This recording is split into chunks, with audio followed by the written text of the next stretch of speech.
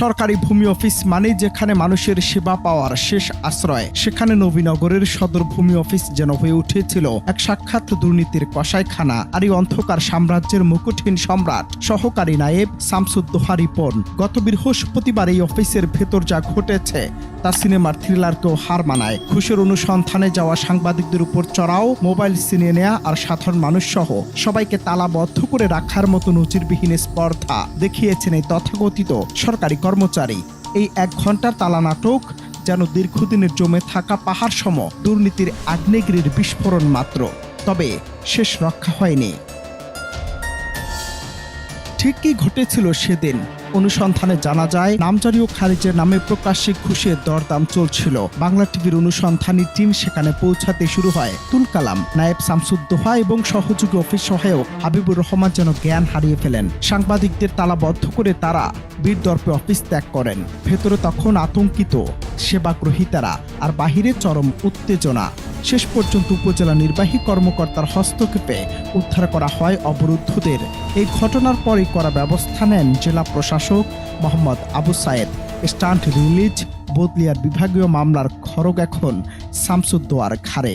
সাংবাদিকের সাথে আমাদের যে সহকারী কমিশনার ভূমির অধীনে তহসিলদারের যে সমস্যাটা হয়েছে, এই ব্যাপারে আমাদের কানে আসার সাথে সাথে তাৎক্ষণিকভাবে আমরা তাকে শোকজ করেছি একটা, এবং তাকে ওই উপজেলা থেকে অন্য উপজেলার একটা তহসিলে বদলি করা হয়েছে। এবং সাংবাদিকদের নিয়ে আমার এসিডেন্ট ইউনো বসবে, আমরা বিষয়টা দেখব এবং তার বিরুদ্ধে বিভাগীয় মামলা চালু হবে যদি সে দোষী হয়।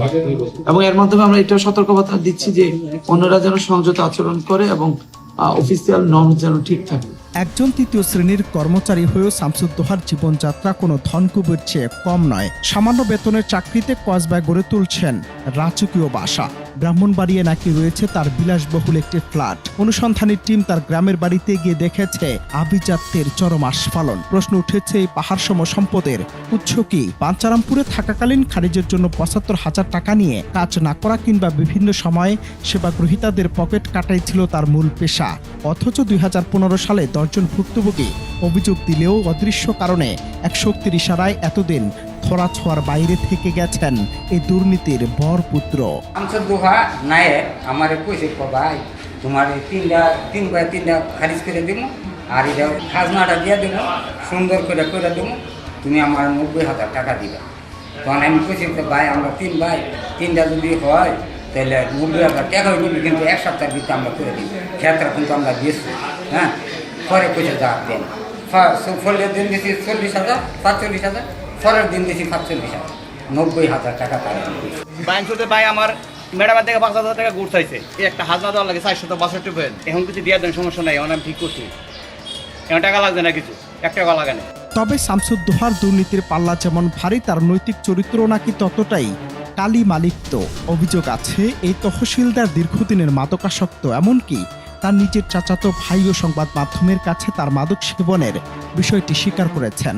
এখানেই শেষ নয়, এক নারীর সাথে আপত্তিকর অবস্থায় স্থানীয়দের হাতে আটক হওয়ার অডিও রেকর্ড এখন মানুষের মুখে মুখে। সরকারি দায়িত্ব পালনের আড়ালে এমন অরাজকতা আর চারিত্রিক স্খলন দেখে বিস্মিত স্থানীয়রা। তার সহযোগী হাবিবুর রহমানও ছিলেন একই পথের পথিক। মাদক নিরাময় কেন্দ্র থেকে নাকি ফিরে এসে আবারও শামসুদ্দোহার সাথে মিলে গড়ে তুলেছিলেন এক দুর্দর্শ ঘুষ সিন্ডিকেট।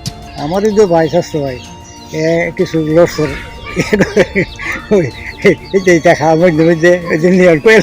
শামসুদ্দোহা নায়েব আপনাদের এখানে ছিল? শামসুদ্দোহা কোনো ঘটনা এরকম শেষই নেই।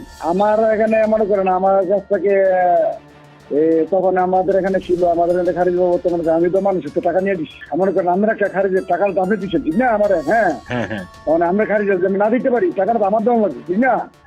এই মিলে মনে করেন খারিজের তখন আর আমি ৭০-৭৫,০০০ টাকা আমার নাচ। হ্যাঁ, এবারে বিভিন্ন নারী মদ খাইয়া বাবা খাইয়া, হ্যাঁ, ওই উপরে এগুলি করছি। পরে আমি একদিন টের পাইয়া এরপরে গোলামান লাগা দিচ্ছি থানা, এরপরে ফিজাবুরা দিল হলো তো এসিলেন স্যার ভালো হলো, উনি পরে পুলিশে লেগে গেছে।